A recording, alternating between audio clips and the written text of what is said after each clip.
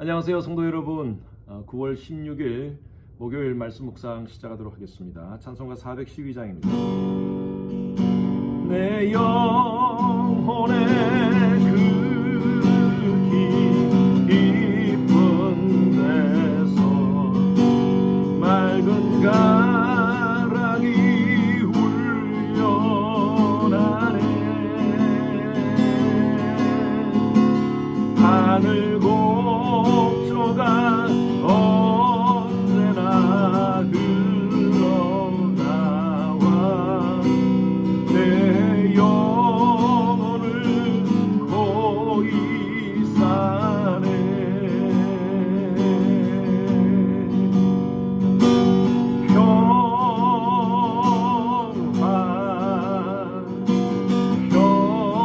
평화로다 하늘 위에서 내려오네.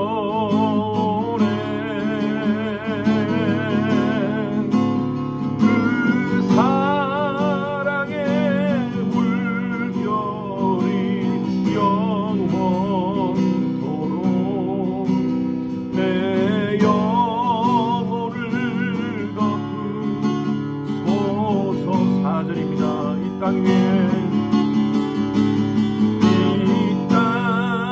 위에 험한 길 가는 동안 참된 평화가 어디있나.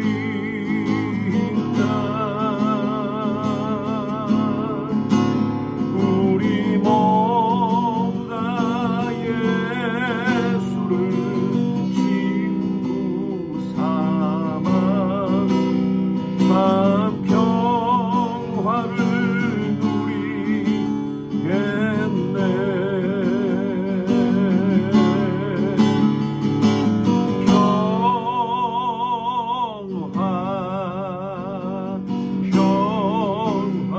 평화로다 하늘 위에서 내려오네.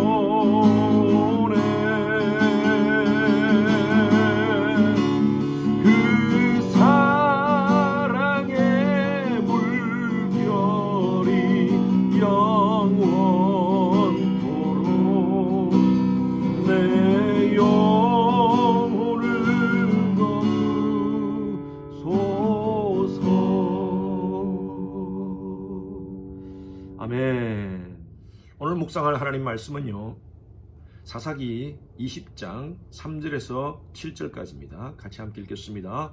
이스라엘 자손이 미스바에 올라간 것을 베냐민 자손이 들었더라. 이스라엘 자손이 이르되 이 악한 일이 어떻게 일어났는지 우리에게 말하라 하니 레위 사람 곧 죽임을 당한 여인의 남편이 대답하여 이르되 내가 내 첩과 더불어 베냐민에 속한 기브아에 유숙하러 갔더니 기브아 사람들이 나를 치러 일어나서 밤에 내가 묵고 있던 집에 에워싸고 나를 죽이려 하고 내 첩을 욕보여 그를 죽게 한지라.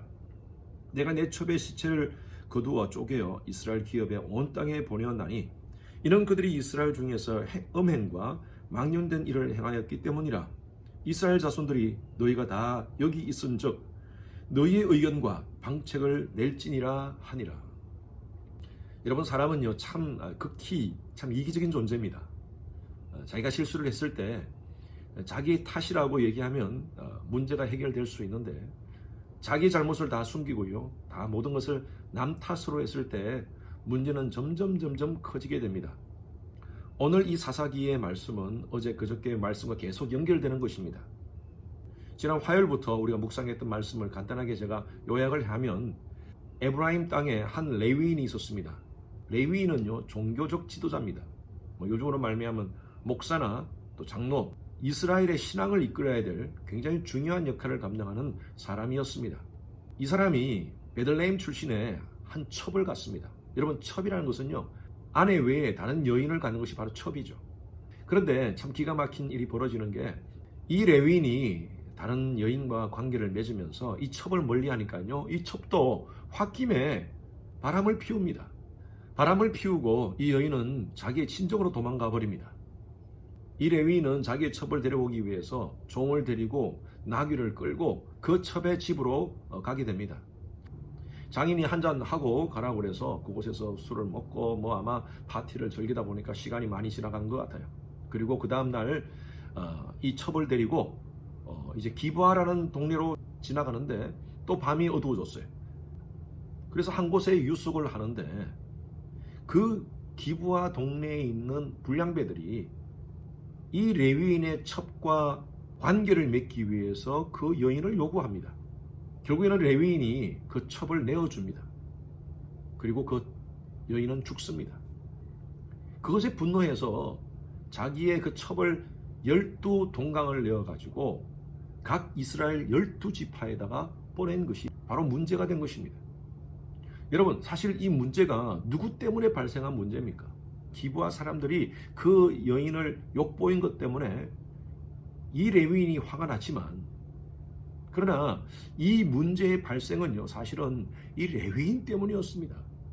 사사기의 가장 큰 문제가 바로 하나님을 인정하지 않는 시대였다는 것입니다. 심지어 종교 지도자인 레위인마저도 하나님을 인정하지 않고 살았어요.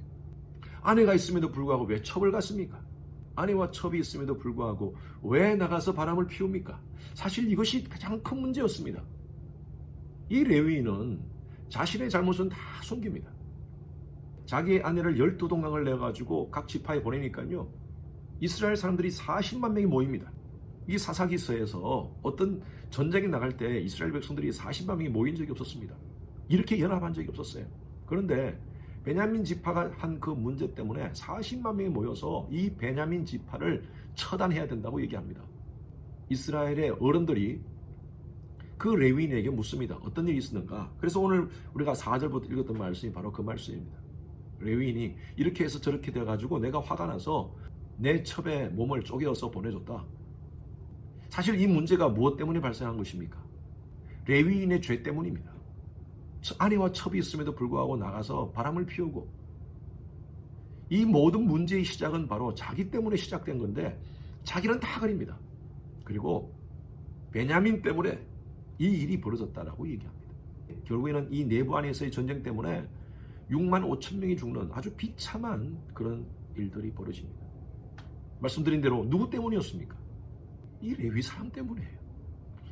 여러분의 삶 가운데 문제가 일어났을 때 그 문제의 본질을 직시해야 됩니다. 누구 때문에 일어났고 또 이 문제를 어떻게 해결할 것인가. 인간은요, 본성적으로 자기를 정당화하고요, 또 그 사실을 은폐하기 위해서 그 사실보다 다르게, 때로는 나쁘게, 또 내가 더 유리하게 그렇게 변명하는 경우가 참 많습니다. 그 문제로 말미암아 더 크게 나중에 결과적으로 잘못되는 경우가 참 있습니다. 신학은요, 나와 하나님과의 관계입니다. 어떤 문제가 발생했습니까? 먼저 나를 봐야 됩니다. 우리는 다른 사람의 티를 너무나 잘 봐요. 그러나 나의 들보를 못 봐요. 그러다 보니까 자꾸 변명합니다. 공동체 안에서 어떤 문제가 발생했습니까? 여러분, 가정에서나 교회 안에서나 관계 속에 어떤 문제가 발생했습니까? 여러분, 그럼 먼저요, 나를 먼저 보십시오. 다른 사람 불행하는 것보다 내 스스로가 그것을 인정하고 잘못을 인정하면 끝나는 문제가 나중에는요, 더 큰 문제로 확대되게 되어 있습니다. 요즘 우리 관계 속에서 일어나는 많은 문제들, 사실 어쩌면 내 문제 아닙니까? 내가 먼저 하나님께 회개하고 하나님 앞에 엎드리면 끝나는 문제가 아닙니까? 내 자신이 먼저 변화받고 내 자신이 먼저 깨달으면 되는 거 아닙니까? 우리가 부르는 찬양이 있죠. 내 모습 이대로 주 받으옵소서. 내 모습 이대로 주님 앞에 나아갑시다. 이 시대의 모든 그리스도인들은, 예수의 보혈로 구속받은 하나님의 자녀들은 이 시대의 영적인 제사장 역할을 감당해야 됩니다. 가정에서의 제사장 역할을 감당해야 되고, 교회에서도 제사장적 역할을 감당해야 됩니다. 목사만 성직을 가진 자들이 아닙니다. 이 시대의 하나님 앞에 부르심을 받은 모든 사람들은 영적인 성직자입니다. 모든 문제 속에서 내 자신이 하나님 바르게 서 있는지, 문제의 본질을 직시하고, 그것이 나로 말미암은 문제라면 철저하게 하나님께 회개하고 하나님 앞에 바로 서 있는 오늘 말씀 묵상에 오신 여러분 되시기를 주님으로 축원합니다. 주님, 우리 어떤 문제가 발생했을 때 자꾸 다른 사람을 브레임하고 환경을 탓하고 하는 그런 우리의 모습들이 있습니다. 내 문제를 가리고 변명하는 우리의 모습들이 아닌지요. 철저하게 주님 앞에 내 자신을 드러내고 사람들 앞에, 하나님 앞에 신실하게 날마다 서 있는 저희들이 되게 하여 주시옵소서. 감사드리며 살아계신 예수 그리스도 이름으로 기도드렸습니다. 아멘. 목요일 기도 제목입니다. 미국과 한국의 위정자들과 리더십이 하나님을 경외하고 지혜와 분별력으로 나라를 잘 이끌어갈 수 있도록 하나님께서 함께 해달라고 기도해 주시고요. 나라가 미국도 마찬가지고 한국도 마찬가지입니다. 보수와 진보 간의 진영 갈등으로 여러 가지 많은 혼란 가운데 있습니다. 하나님께서 불쌍히 보시고 평강을 달라고, 평화를 달라고 여러분 기도합시다. 코로나 바이러스로 인해서 우리 성도님들의 신앙이 위축되지 않도록 우리 성도님들이 오히려 이런 상황 속에서 더 믿음에 견고하게 설 수 있도록 여러분 기도해 주시기 바랍니다. 우리 윤성철 선교사님, 김영수 간사님, 또 김영섭 선교사님을 위해서 중보하며 기도하시겠습니다.